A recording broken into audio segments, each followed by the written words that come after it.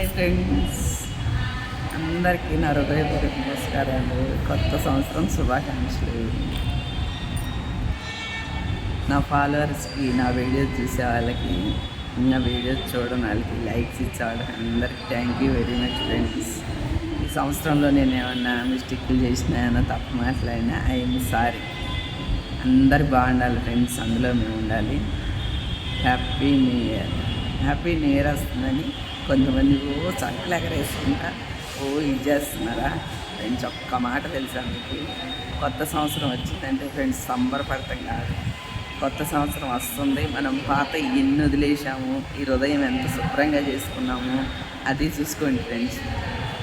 ఎందుకో తెలుసా, ఇలాంటి కొత్త సంవత్సరాలు ఎన్ని వచ్చినా కానీ ఈ మనసులో మార్పు అనేది రాకపోతే, ఈ మనసులో చెత్త తీసేయకపోతే ఎన్ని కొత్త సంవత్సరాలు వచ్చినా ఏం ఉపయోగం ఉండదు ఫ్రెండ్స్. ఇది నిజము.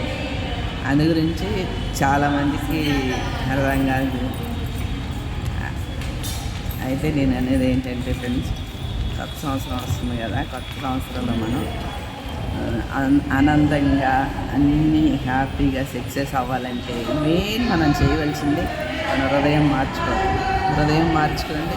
మనసులో చెత్తంగా దీన్ని కోపం పెట్టుకోవద్దు ఎవరి మీద.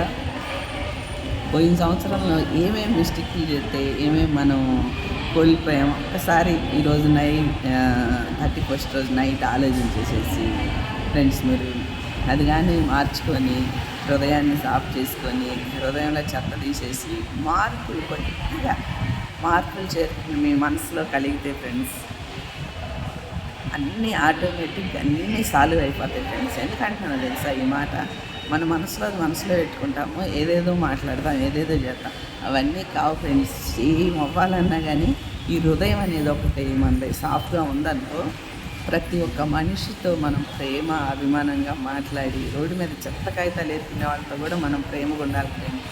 ఇది చాలా ఇంపార్టెంట్. కొంతమంది అవసరం నిమిత్తం అవసరం ఎవరితో ఉంటే వాళ్ళతో హ్యాపీగా ఉంటారు, సంతోషంగా నటిస్తారు. ఆ నటన అనేది కుళ్ళు కుతంత్రం అనేది మనసులో లేనంత వరకు ఫ్రెండ్స్ ప్రతి మనిషి చాలా హ్యాపీగా ఉంటాం ఫ్రెండ్స్. ఇది నేను కొన్ని సంవత్సరాల నుంచి పాటిస్తున్నాను, అందుకే నేను చెప్తున్నా. ఇది నిజం ఫ్రెండ్స్. అందరం హ్యాపీగా ఉండాలి, అందరూ బాగుండాలి, అందరూ టైంకి తినాలి. లోకమంతా పచ్చగా ఉండాలంటే మనము పచ్చగా ఉంటాం. మనమే పచ్చగా ఉండాలి అనుకుంటే చుట్టుపక్కల ఎండిపోయిందనుకో మనం ఎలా పచ్చకుంటాం. కొంతమంది తెలివైన వాళ్ళకి ఈ మాటలు అర్థమవుతాయి, కొంతమందికి అర్థం కాకపోవచ్చు. నో ప్రాబ్లం, అర్థం కాకపోయినా అర్థమయ్యే వాళ్ళకి అర్థమైతే చాలు ఫ్రెండ్స్. చాలామంది నేటి కాలంలో ఏం చేస్తుంటారో తెలుసా, కొత్త సంవత్సరం వచ్చిందనగానే ఫ్యామిలీని వదిలేసేసి, ఇల్లు వదిలేసేసి ఎక్కడికో ఎవరి దగ్గరకో ప్రేమలు గౌరవాలు లేని వాళ్ళ దగ్గరికి వెళ్ళి ముందు తెచ్చుకొని అప్పులు చేసేసి చాలా డబ్బులు తీసుకుని వచ్చి వాళ్ళ మధ్యలోకి వెళ్ళి వాళ్ళకి ముందు పార్టీలు ఇప్పించి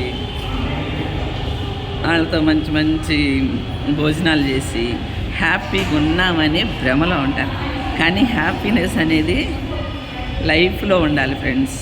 ఈ బ్రెయిన్లో ఉండి ఎక్కడెక్కడికో మనం వెళ్ళిపోయి ఏదేదో చేసి కొంతమంది వ్యక్తులను కలిసి పార్టీలు చేసుకోగానే, డబ్బు ఖర్చు పెట్టంగానే, చుట్టాల దగ్గరికి వెళ్ళంగానే హ్యాపీనెస్ రాదు.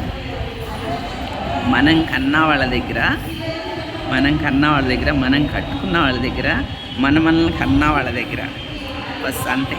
ఇంకా లైఫ్లో ఫ్రెండ్స్ మీరు ఆలోచించండి, మీ ఫస్ట్ నుంచి లైఫ్ మీరు పుట్టిన దగ్గర నుంచి ఇంకా ఏం చేసినా కానీ హ్యాపీనెస్ అనేది ఉంటుందా? అసలు ఉంటుందా? మీరే చెప్పండి. ఎక్కడ ఉండదు. ప్రపంచం అంతా స్వార్థంతో నిండిపోయింది. మనం సంతోషంగా ఉండాలి అంటే మనం కన్నా వాళ్ళ దగ్గర, మనం కన్నా వాళ్ళ దగ్గర బస్ అంతే. లోకంలో హ్యాపీనెస్ లేదు. కొంతమంది ఏమంటారో తెలుసా, కొంతమంది కాదు, నేను కూడా కొన్ని వీడియోస్ చేశాను, బయట వాళ్ళ దగ్గరే మనం హ్యాపీగా, అది టెంపరవరీ. పండగలు వచ్చినా, కొత్త సంవత్సరం వచ్చినా, ఏదైనా సావులైనా, పెళ్ళిళ్ళైనా మనోళ్ళు, మన అమ్మ నాన్న, మనం కన్నవాళ్ళు అంతే. బయట వాళ్ళని అంటారు. కానీ కొంతమంది తెలివి తక్కువ వాళ్ళు ఏం చేస్తారో తెలుసా, ఫంక్షన్లు, పార్టీలు, పెళ్ళిళ్ళు, పండగలు అనుకుంటా డబ్బులు దాచిపెట్టుకొని అవన్నీ తీసుకుని వెళ్ళి మన ఊరోళ్ళ దగ్గర, మన అక్క చెల్లెళ్ళ దగ్గర, చుట్టాల దగ్గర వేస్ట్ చేస్తుంటారు. అవి వేస్టే, నిజంగా వేస్ట్ ఫ్రెండ్స్. అది ఎందుకంటే మన టైం వేస్ట్ అవుతుంది, మన మనీ వేస్ట్ అవుతుంది, మన క్యారెక్టర్ కోల్పోతాం. అదే మనం మన పిల్లల దగ్గరుండి, మన భార్య దగ్గరుండి, ప్రతి ఒక్క మనిషి ఆలోచించండి ఫ్రెండ్స్, మన భార్య దగ్గర, మన పిల్లల దగ్గరుండి చక్కగా ఉండదంటూనే కారంగా ఎట్లయినా ప్రేమగా కుటుంబ సభ్యులతో కలిసి పిల్లల దగ్గర, భార్య దగ్గర, భర్త దగ్గర ఉండి చేసుకుంటే చాలా బాగుంటుంది ఫ్రెండ్స్. అది లైఫ్ లాంగ్ మనకి మైండ్లో ఉండిపోతుంది. మళ్ళీ దేవుడు కూడా చూస్తాడు, వీళ్ళు ఫ్యామిలీ మంచి ఫ్యామిలీ, వీళ్ళని అభివృద్ధి చేయాలి మనం అనుకొని. మనం రోడ్లు ఏమిటి తిరుగుతున్నాం అనుకోండి ఫ్రెండ్స్, ఆ ఫంక్షన్లు, ఈ ఫంక్షన్, పార్టీలు, పండుగలని ఫస్ట్ శనీశ్వరుడు మన ఎమ్మటి పరిగెత్తుకుంటూ వస్తాడు. చక్కగా పరిగెత్తుకుంటూ వచ్చేసేసి ఎందులో ముంచేద్దాము, ఎట్లా ప్రాణాలు తీసుకుందాము, ఏ దరిద్రం పట్టిద్దాం, ఏం చేద్దాం, ఏం ఆస్తి నష్టం చేద్దాం, ఇదే పని మీద ఉంటాడు ఫ్రెండ్స్. ఇది చాలామందికి తెలియదు. తెలియని వాళ్ళ గురించి చదువుతున్నాను నేను, అందరి గురించి కాదు ఫ్రెండ్స్. ఐఎమ్ సారీ, కొంతమందికి తెలియని వాళ్ళ గురించే నేను మాట్లాడుతున్నా.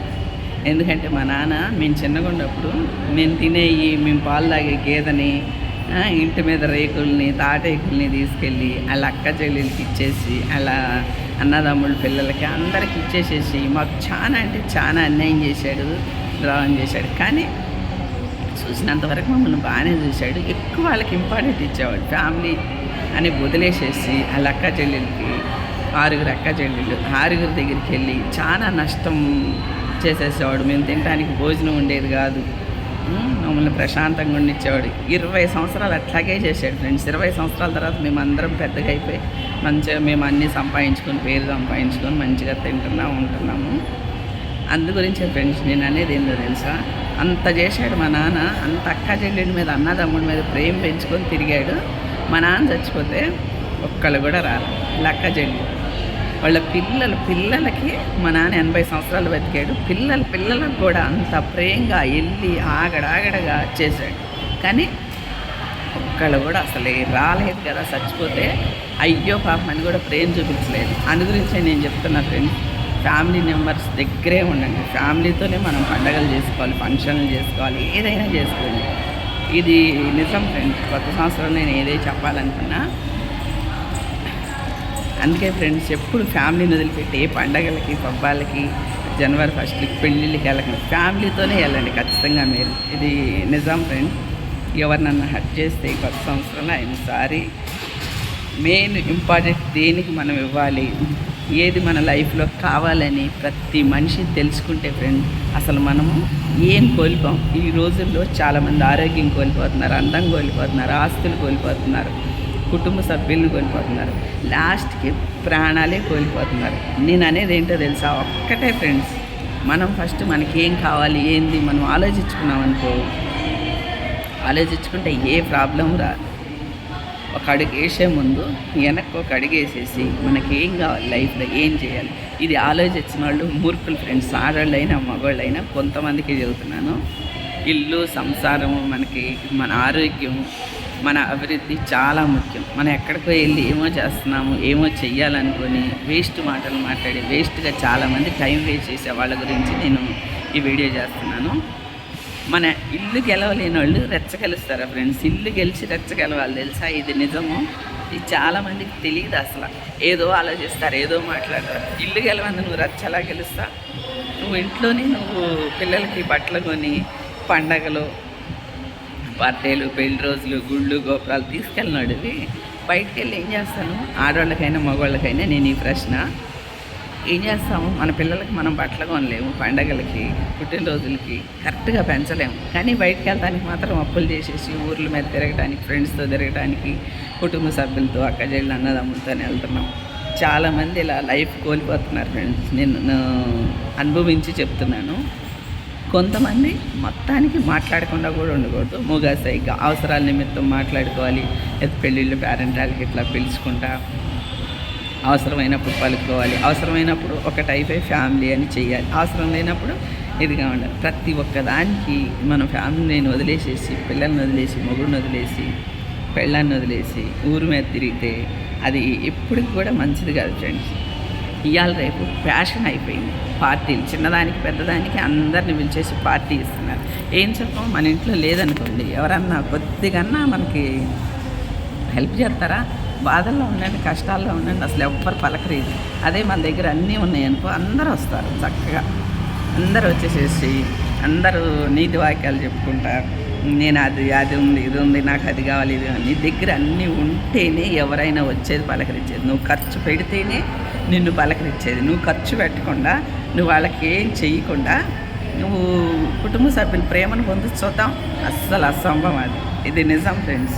ఇది కొంతమంది తెలియక ఉక్కిరి బిక్కిరి అవుతా కుడితిలో పడ్డ ఎలికిలాగా కొట్టుకులాడుతూ ఉన్నారు. ఇది నిజం, అసలు నిజంగా చెప్తున్నాను. ఇది తెలుసుకోండి ఫస్ట్.